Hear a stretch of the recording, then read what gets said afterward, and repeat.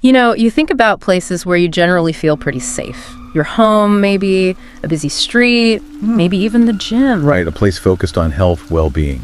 It's supposed to feel secure. Exactly. But what happens when that feeling just evaporates? When something really unexpected happens? Today, we're actually going to recount 3 stories. They all took place in, perfectly ordinary gyms, but the experiences, anything but ordinary. These aren't stories about tough workouts or anything like that. No. They're these really unsettling encounters that left the people involved, well, pretty disturbed and questioning how safe those familiar places really are. And it's fascinating how these stories really mess with our expectations. We build these mental maps of how places should be, how they should feel. And when something weird or threatening happens, it hits differently. Creates this real sense of unease. Totally. So let's get into the first story. This one happened late one night at a gym. A person working out had their phone stolen, which, okay, that's bad enough in itself. Oh yeah, definitely frustrating. Violation of space. But here's where it gets really chilling. The phone's passcode, it had just been disabled. Just recently. Oh wow, so full access. Full access? The thief could get into everything. Notes, messages, apps, everything. Okay, that changes things considerably. Right. So the gym staff, they check the security footage, and yeah, they see the guy who took it, confirm he wasn't a member, and that he'd already left the building. Standard procedure, check the cameras. Yep. So the phone owner, they message a friend, this guy Tom, using like a different app or maybe a computer, just to let him know, hey, my phone's gone, might be slow to reply. A simple heads up. Makes sense. You'd think. But this is where the story takes a really, really dark turn. Yeah. Tom replies, and he tells them he's been getting these really strange texts, supposedly from their stolen phone number. Oh no. Yeah. The texts were asking if they could come over to Tom's place. And get this, asking Tom to leave his back door unlocked for them. Wow. Okay. That's incredibly bold. Yeah. And specific. Extremely bold. So immediately, huge red flags, right? They decide to check Tom's home security footage, just in case. Good call. And you won't believe it. On the footage, it's the same guy, the same person who stole the phone from the gym, just casually walking into Tom's house through the back door. No way. He actually went there based on info from the phone. It seems like it. Maybe contacts, maybe messages. We don't know exactly how he targeted Tom, but the escalation, it's terrifying. Yeah, it really is. From, like you said, maybe opportunistic theft. Right. To actively using the stolen information to plan a home entry. That's a whole different level of intent. Yeah. It's predatory. And the footage, it shows him just wandering around Tom's house, looking through stuff, presumably for valuables. Inside the house. Well, Tom might have been there. Or maybe not. It's unclear if Tom was home, but just the invasion itself. And then he goes upstairs and actually walks into Tom's bedroom. Oh, that's just, the violation is immense. Imagining watching that footage back. Yeah. Horrifying. Totally. So they called the police, obviously, reported everything. But here's the kicker. 3 months later, no arrests, nothing. 3 months. And the guy is on camera, multiple locations. Yep. It just leaves you with this really cold, unsettling feeling knowing someone could do that and just disappear. It really underscores a vulnerability, doesn't it? How something like a stolen phone, which feels kind of common these days, can spiral into something so much more dangerous when our personal data is just right there. Makes you think twice about disabling passcodes, even temporarily. For sure. Okay, let's move to the second story. This one is less about a clear crime like theft and more about this ambiguous but really intense, unsettling feeling. Okay. So this person was working out really late. It's a 24-hour gym, usually pretty empty around that time. They were basically alone. Right. Quiet. Maybe a bit eerie on its own late at night. Definitely. Then another guy walks in. He's wearing a beanie, a hoodie pulled up, kind of nondescript, but he immediately starts staring intensely at the narrator. Ugh. That feeling. Being watched like that, especially when you're isolated, it sets off all kinds of internal alarms. Exactly. And it wasn't just like a quick look, it was sustained staring. The narrator felt it, got uncomfortable, and moved to a completely different part of the gym, hoping the guy would just stop. Natural reaction. Try to break the line of sight, create distance. But it didn't work. The staring continued. And then it got even weirder. The narrator glances over and sees the guy hiding, peeking out from behind a chest press machine, still staring. Hiding. Okay, that's not just awkward. That's actively strange behavior. That's crossing a line into deliberately unsettling. Totally. But the narrator felt, I guess, too intimidated or unsure to confront him directly.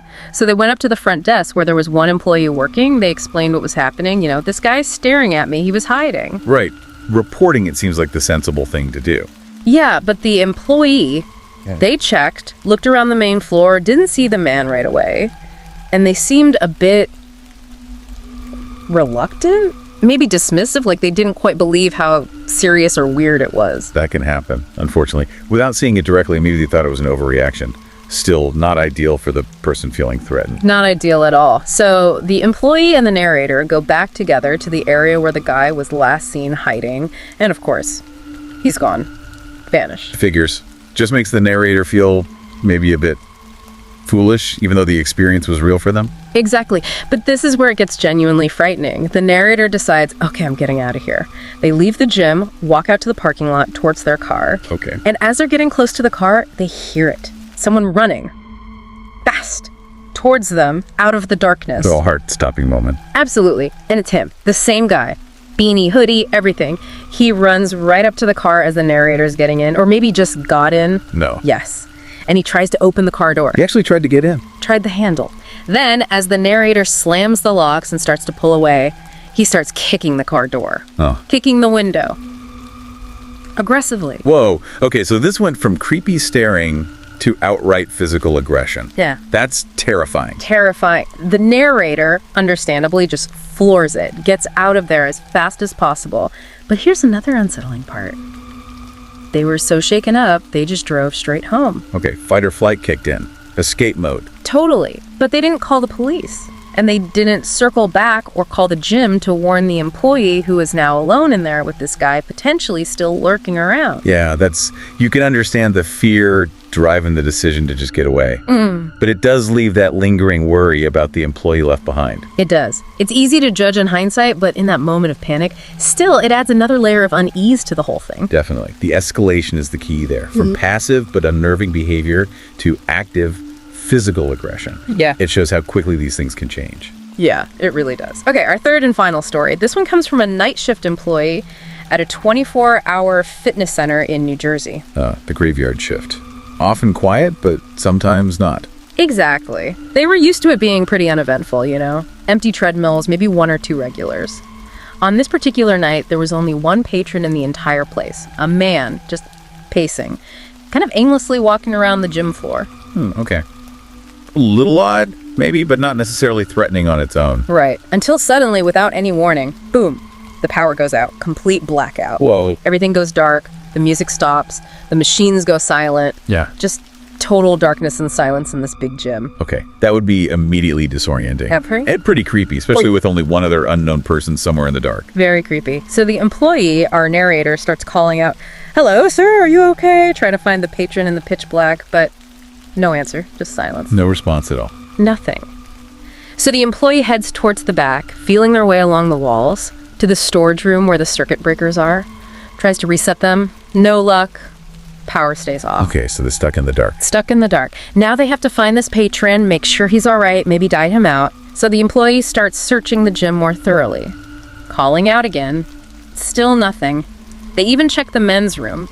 Empty. Then they check the women's restroom. Why the women's? Was it just checking everywhere? Just being thorough, checking every possible place someone could be in the dark, I guess. And that's where things get really, really weird. Okay. They're pushing open the stall doors, checking inside.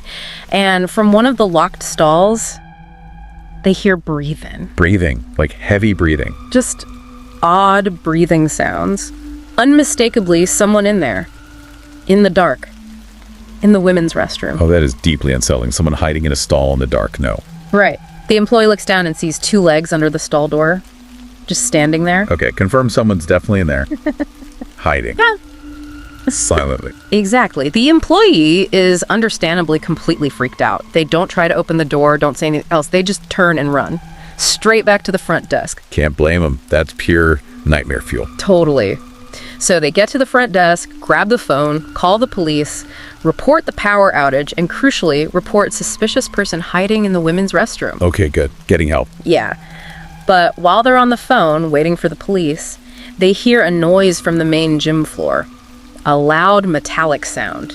like someone dropping heavy weights in the dark. Oh, great. So the person isn't just hiding anymore. Apparently not. And then the employee glances up, peering into the darkness of the gym, and just for a second, they see a figure standing there, seemingly just watching them at the front desk. Just a silhouette in the dark, watching. That's terrifying. Beyond terrifying. So the police arrive pretty quickly. They sweep the building, flashlights everywhere. They check the restrooms, the wait area, everything. Nothing. They find no one. The place is empty. They suggested maybe the person heard the sirens and slipped out a back door before they got there. Plausible, I suppose, if there was a back door. But here's the final twist. The next morning, the gym owner comes in.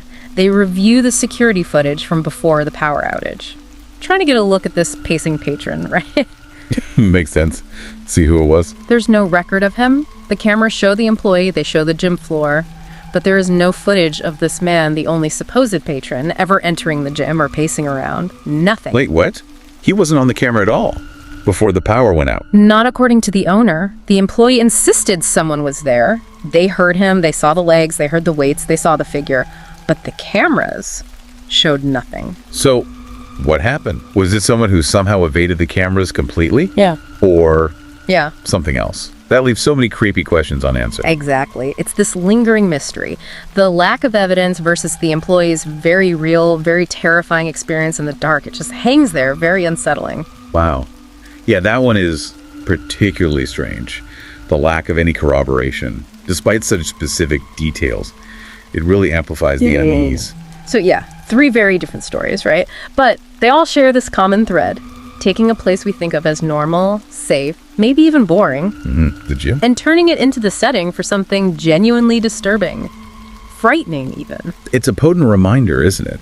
That strange things, unsettling things, potentially dangerous things, they don't just happen in dark alleys or haunted houses. They can happen anywhere, even under the fluorescent lights of a 24-hour fitness center. Absolutely. It makes you wonder, what is it about these seemingly ordinary spots? Is it just being alone sometimes, the sort of anonymity of a public place? Or is there something else that makes them capable of hosting these really disturbing moments? It's a good question to ponder. How environments influence our perception of safety and how quickly that can be shattered. Definitely gives you something to think about next time you're hitting the treadmill late at night. Well, thank you for joining us as we recounted these unsettling gym stories today. If you found these accounts creepy or intriguing and you want more unsettling content, definitely check out the YouTube channel Horror Docs. Yeah, good stuff over there. Please do us a favor and, like this, share it with anyone you think might find it interesting, and subscribe to Horror Docs for more stories. Thanks for listening.